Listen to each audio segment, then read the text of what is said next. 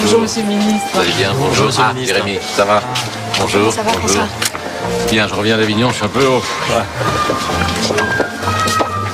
Je comprends pas, Sabine. C'est 350 photos de sexes différents ou c'est la même pine photographiée 350 fois? C'est magnifique. Je crois qu'il n'y a pas une seule façon de raconter des histoires. Ça, il y a quand même une chose qu'il faudrait un tout petit peu comprendre aujourd'hui, que de la même manière qu'on ne fait plus de la peinture uniquement comme Léonard de Vinci et que Mondrian, Klee ou Picasso ne font pas de la peinture de la même façon.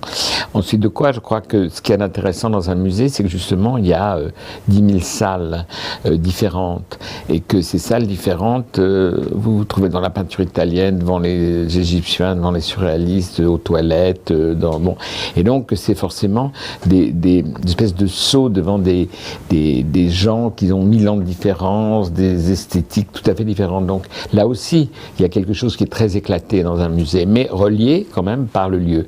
De la même façon là, le film, il est fait avec 10 ou 15 histoires, c'est-à-dire 10 ou 15 types de personnages qui traversent ce musée, qui se croisent, qui s'entrecroisent, une sorte de fleuve qui traverse un bâtiment, et ce fleuve a plusieurs affluents, a plusieurs couleurs. Je dirais que c'est une écriture mosaïcale, c'est que la mosaïque, ça existe aussi, et que c'est pas pour autant quelque chose qui ne fait pas partie de l'art.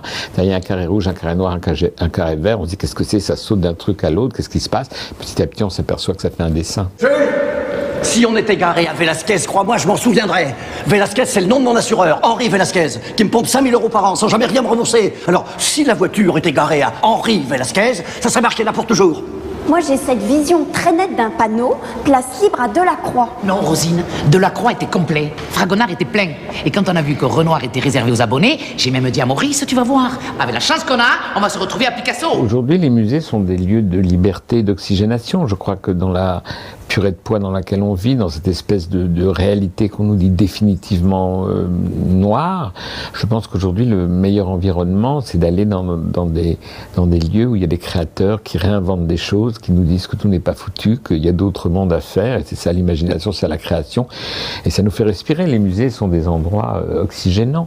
Il y a Annie Gregorio qui dit à un moment dans le film, moi, Toutankhamon, l'année dernière, ça m'a fait passer un mois de février formidable, et c'est un peu vrai. C'est vrai que moi, je vais souvent à Beaubourg ou ailleurs et je me dis bon bah ça va, on n'est pas uniquement avec Sarkozy, le Parti Socialiste, l'économie mondiale, etc. Donc je pense que là il y a en effet un environnement qui est à mon avis plus revigorant presque qu'une balade en forêt, quoi.